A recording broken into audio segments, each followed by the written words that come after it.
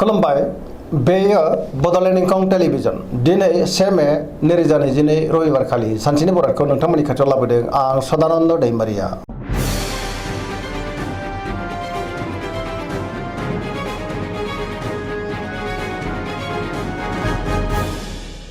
सिगां फरायनो लादों मेष राशि गिबि हांखो अ ल।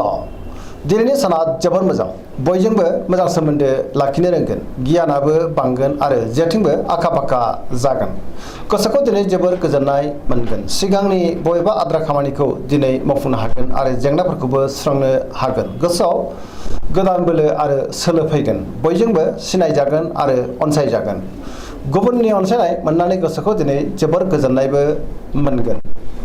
गोसोनि बोलोआ बांगोन, देहाया दिनै मोजाङैनो थागोन। रांखावरियाव जोबोर मोजां, मोननो गोनां धोनखौ दिनै मोननो हागोन, आरजिनाय धोनखौबो दोनथुमनो हागोन। बेफार फालांगियाव जोबोर मोजां मुलाम्फा मोननो हागोन। मावनो हानाय खामानिखौ थि समावनो आरो गोरलैयैनो मावफुंनोबो हागोन। न'खराव दिनै बिसि फिसायनि गेजेराव अनलायनाय फैगोन, बिदा फंबायजों मोजां सोमोन्दो थागोन। समाजावबो दिनै मान मोनगोन, बयनिबो गोसोखौ जै खालामनो हागोन। लाइमोनफ्रा जोबोर रमान्टिक जागोन आरो गावबा गावनि गोसोनि साननायखौ फोरमायलायनोबो हागोन। फरायसाफ्रा दिनै फरायनायाव गोसो दुंखांगोन आरो मोजां फिथाइ मोनगोन। जेरावखि थाङा मानो मोनफ्रोमबो खामानियावनो जाफुंसारनो हागोन, गुबुनजों बाख्नाय जागोन। गोबां खामानि मावनो गोसो दुंखांगोन आरो मावफुंनोबो हागोन। पजिटिभ एनार्जिनि गोहोमबो गोग्लैगोन।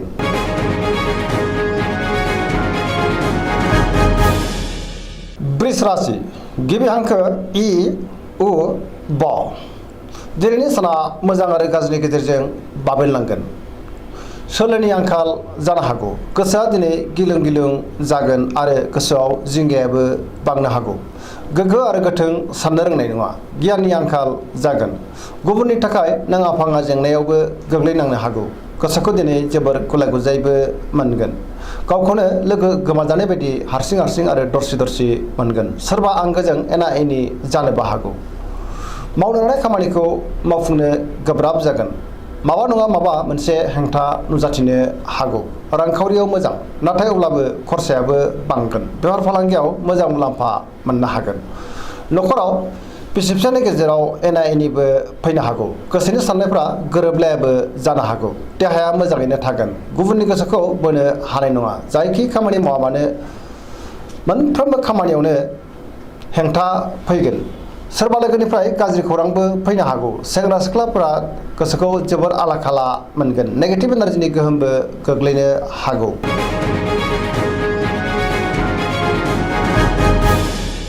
मिथुन राशि गिबि हांखो क स। दिनैनि साना मोजां आरो गाज्रिनि गेजेरजों बाबेनलांगोन। गोसोनि साननायफ्रा देबार नांनो हागौ। सोरनिबा सायाव गोबां रागा जोंफ्रांगोन। गोसोखौ जेरै जोबोर गुलाय गुजायबो मोनगोन। सोरबा लोगोनिफ्राय गाज्रि खौरांबो फैनो हागौ। देहाया मोजाङै थागोन, अब्लाबो नाथाय जानाय लोंनायाव सांग्रां जानांगोन। रांखावरियाव बारा मोजां नङा, नाङा फाङा खरसाया बांगोन। मोननो गोनांखौ मोननो दिनै गोब्राब जागोन। बेफार फालांगियाव बारा मोजां नङा, गोबां खहा जानांनोबो हागौ। न'खराव अनलायनाय फैगोन, बिदा फंबायजों मोजां सोमोन्दो थागोन। लाइमोनफ्रा जोबोर रमान्टिक जागोन। फरायसाफ्रा फरायनायाव गोसो दुंखांगोन आरो मोजां फिथाइ मोननोबो हागोन।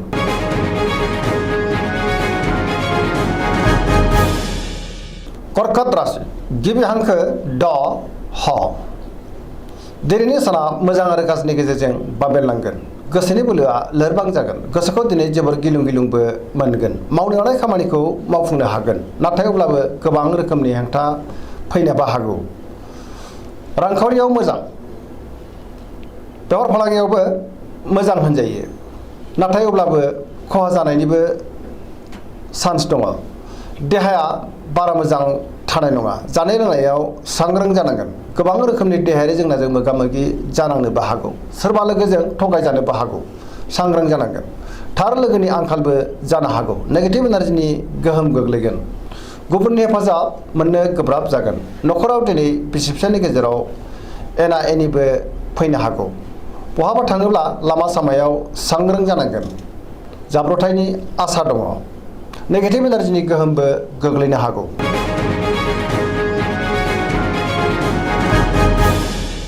सिंह राशि गिबि हांखो म ट। दिनैनि साना जोबोर मोजां, नाथाय अब्लाबो गोसोखौ जोबोर उसुखुथु मोनगोन।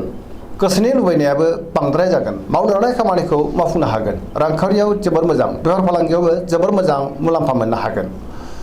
नखराव बिसि फिसायनि गेजेराव अनलायनाय फैगोन। गोसोनि बोलोआबो बांगोन। गोबां खामानि मावनो गोसो दुंखांगोन। गोसोनि साननायफ्रा जाफुंगोन। समाजावबो दिनै मान मोनगोन आरो बयजोंबो मान होजागोन। गुबुननि थाखाय मोजां खामानि मावनानै होनोबो हागोन। लाइमोनफ्रा गावबा गावनि गोसोनि साननायखौ फोरमायलायनो हागोन आरो गोसोआ दिनै जोबोर रमान्टिकबो जागोन। पजिटिभ एनार्जिनि गोहोमबो गोग्लैगोन।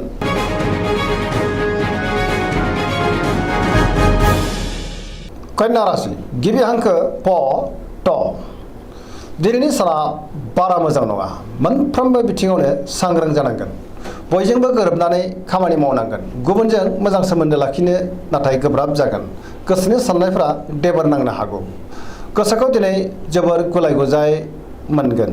नेगेटिभ एनार्जिनि गोहोमबो गोग्लैनो हागौ। सोरबा लोगोनिफ्राय गाज्रि खौरांबो मोननो हागौ। समाजाव मान मोनगोन। मावनो लानाय खामानिखौ मावफुंनो हागोन।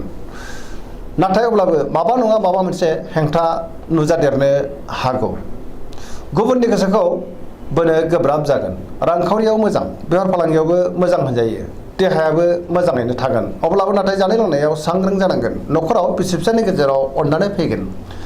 सेंग्रा सिख्लाफ्रा गोसोखौ दिनै जोबोर रमान्टिक मोनगोन। गोसोनि साननायखौ दिनै फोरमायलायनोबो हागोन। फरायसाफ्राबो फरायनायाव गोसो दुंखांगोन आरो मोजां फिथाइ मोनगोन। धोरोमारि बिथिङावबो दिनै गोसो दुंखांगोन।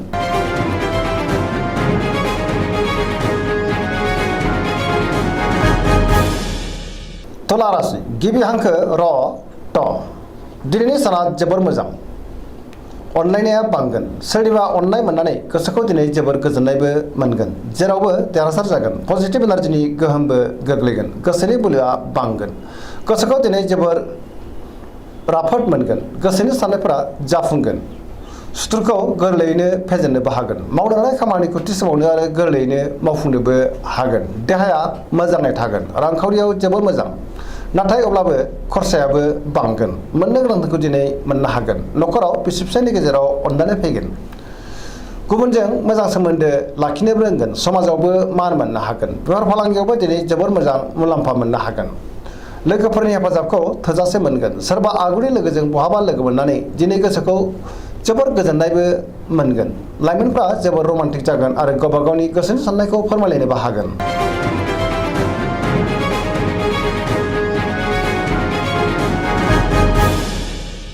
वृश्चिक राशि गिबि हांखो न स। दिनैनि साना जोबोर मोजां। बहाबा दावबायहैनो खाबु मोनगोन आरो मोजाङैनो हान्थिनोबो हागोन। गोसोआ दिनै जोबोर रमान्टिक जागोन। गोसोखौ जोबोर गोजोननायबो मोनगोन। गोसोनि साननायफ्रा मोगथाङाव जाफुंगोन। गोसोनि बोलोआबो बांगोन। समाजावबो दिनै गोबां मान मोननो हागोन। बयजोंबो अनसायजागोन। गोसोआ दिनै जोबोर गोख्रों जागोन आरो पजिटिभ साननो रोंगोन। सोरबा लोगोनिफ्राय मोजां खौरां फैनोबो हागौ। मावनो लानाय खामानिखौ थि समावनो आरो गोरलैयैनो मावफुंनोबो हागोन। नखराव दिनै अनलायनाय फैगोन। रांखावरियाव जोबोर मोजां। आयाबो बांगोन। मोननो गोनांखौबो दिनै मोननो हागोन। आरजिनो दोनखौबो दोनथुमनो हागोन। बेफार फालांगियाव जोबोर मोजां मुलाम्फा मोनगोन। देहाया मोजाङै थागोन। अब्लाबो नाथाय जानाय लोंनायाव सांग्रां जानांगोन। गुबुनजों मोजां सोमोन्दो लाखिनो रोंगोन। लोगोफोरनि हेफाजाबखौबो थोजासे मोनगोन। बिमा बिफानि अननाय आरो बोरखौबो मोनगोन। फरायसाफ्रा दिनै फरायनायाव गोसो दुंखांगोन आरो मोजां फिथाइ मोननोबो हागोन। पजिटिभ एनार्जिनि गोहोमबो गोग्लैगोन।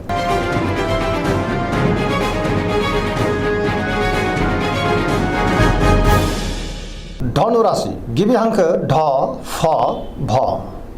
दिनैनि साना जोबोर मोजां। बयजोंबो अनसायजागोन आरो मान होजागोन। सुथुरखौ गोरलैयैनो फेजेननोबो हागोन। गोजोननि आंखाल जानाय नङा। पजिटिभ एनार्जिनि गोहोम गोग्लैगोन। मावनो लानाय खामानिखौ थि समावनो आरो गोरलैयैनो मावफुंनोबो हागोन। गुबुनजों मान होजागोन। गोसोनि साननायफ्रा मोगथाङाव जाफुंगोन। रांखावरियाव दिनै जोबोर मोजां। मोननो गोनांखौ मोननो हागोन। आरजिनो दोनखौबो दोनथुमनो हागोन। बेफार फालांगियाव जोबोर मोजां मुलाम्फा मोनगोन। गोबां मोजां मोजां खाबु फैनोबो हागौ। बयजोंबो अनजागोन आरो अनसायजागोन। देहाया दिनै मोजाङैनो थागोन। गोबां रोखोमनि जेंनाखौ दिनै गोरलैयैनो सुस्रांनोबो हागोन। नखराव अनलायनाय फैगोन। फरायसाफ्रा दिनै फरायनायाव गोसो दुंखांगोन आरो मोजां फिथाइ मोननोबो हागोन। लाइमोनफ्रा जोबोर रमान्टिक जागोन आरो गावबा गावनि गोसोनि साननायखौ फोरमायलायनोबो हागोन।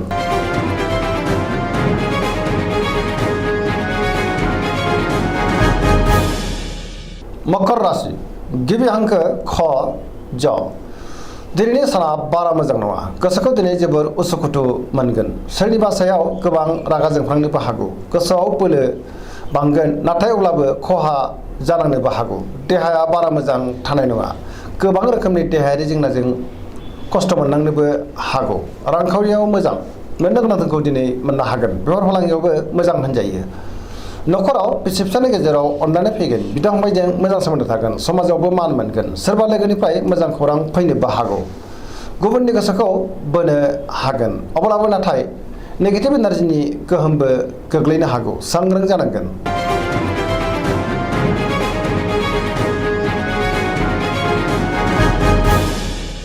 कुम्भ राशि गिबि हांखो ग स दिनैनि साना जोबोर मोजां नाथाय अब्लाबो सोरनिबा सायाव गोबां रागा जोंफ्लांनोबो हागौ गोसोखौ हमथायोब्ला गाहाम गोसोनि साननाया जाफुंगोन गोबां मोजां खाबु फैनोबो हागौ गोसोआ जोबोर रमान्टिक जागोन मावनो लानाय खामानिखौ थि समावनो मावफुंनोबो हागोन सिगांनि बबेबा आद्रा खामानिखौबो दिनै मावफुंनो हागोन समाजाव मान मोनगोन रांखावरियाव दिनै जोबोर मोजां बेफार फालांगियावबो जोबोर मोजां मुलाम्फा मोननो हागोन देहाया दिनै मोजाङैनो थागोन अब्लाबो नाथाय जानाय लोंनायाव सांग्रां जायोब्ला गाहाम न'खराव दिनै अनलायनाय फैगोन सोरबा लोगोनिफ्राय मोजां खौरां फैनोबो हागौ गोसोनि साननायफोरा जाफुंगोन सेंग्रा सिख्लाफोरा दिनै जोबोर रमान्टिक जागोन आरो गावबा गावनि गोसोनि साननायखौबो फोरमायलायनोबो हागोन फरायसाफ्रा फरायनायाव गोसो दुंखांगोन आरो मोजां फिथाइ मोननोबो हागोन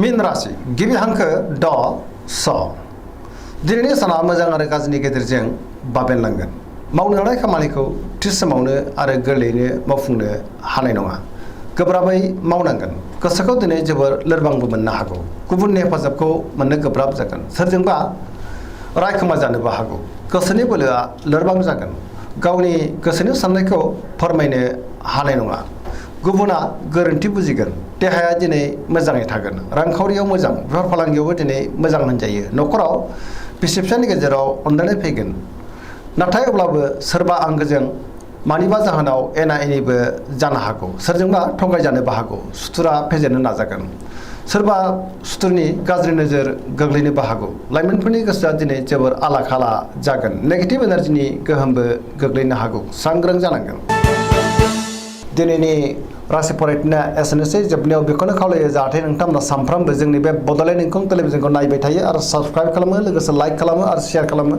एसेनोसै गोजोन्थों